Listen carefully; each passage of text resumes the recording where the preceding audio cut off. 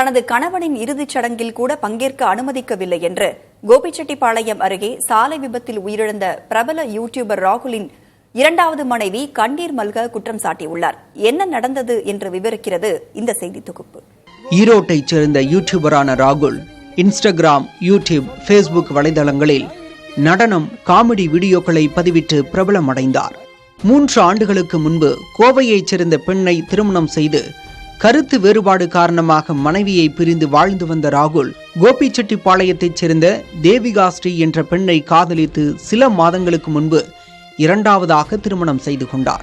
ஈரோடு வளையக்கார வீதியில் மனைவி தேவிகா ஸ்ரீயுடன் வசித்து வந்த ராகுலுக்கு சினிமா வாய்ப்புகள் வந்ததால் நடன பயிற்சிக்காக வெளியூர் செல்ல திட்டமிட்டிருந்தார். எனவே தனது மனைவி தேவிகா ஸ்ரீயை கவுந்தப்பாடியில் உள்ள அவரது தாய் வீட்டிற்கு சில தினங்களுக்கு முன்பு அனுப்பி வைத்த ராகுல் பொங்கல் விடுமுறை என்பதால் மனைவியை அழைத்து வர கவுந்தப்பாடிக்கு சென்ற வேளையில் சாலை விபத்தில் சிக்கி பரிதாபமாக உயிரிழந்தார். பிரேத பரிசோதனை முடிந்து ராகுலின் உடல் அவரது சொந்த ஊரான ஈரோட்டில் உள்ள தர்காவில் அடக்கம் செய்யப்பட்டது. ராகுலின் தாயார் சாகிதா இஸ்லாமியர் என்பதால் அவரது மத முறைப்படி இறுதிச் சடங்குகள் செய்யப்பட்டன. இந்த சூழலில்தான் தனது கணவனின் இறுதிச் சடங்கில் கூட பங்கேற்க அனுமதிக்கவில்லை என ராகுலின் இரண்டாவது மனைவி தேவிகா ஸ்ரீ பகிரங்க குற்றச்சாட்டை முன்வைத்துள்ளார். ராகுலின் மறைவுக்கு பிறகு தன்னை அவரது குடும்பத்தினர் ஒதுக்குவதாக தேவிகா ஸ்ரீ தனது வேதனையை பகிர்ந்து கொண்டார்.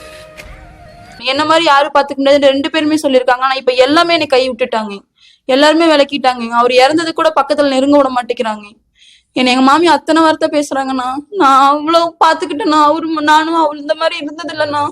நானா அவருக்கு ரொம்ப இஷ்டம்னா, உண்மையாலுமே எங்க போனாலும் சொல்லிட்டே இருப்பானா, என் கூடவே வருவானா. தேவிகா ஸ்ரீயின் குற்றச்சாட்டை மறுத்துள்ள ராகுலின் குடும்பத்தினர் இறுதிச் சடங்கிற்கு பிறகு தேவிகா ஸ்ரீயை தங்களுடனே அழைத்துச் செல்ல திட்டமிட்டிருந்ததாகவும், ஆனால் அதற்குள் அவர் தங்கள் மீது அபாண்டமாக குற்றச்சாட்டை முன்வைத்துள்ளதாக விளக்கமளித்தனர்.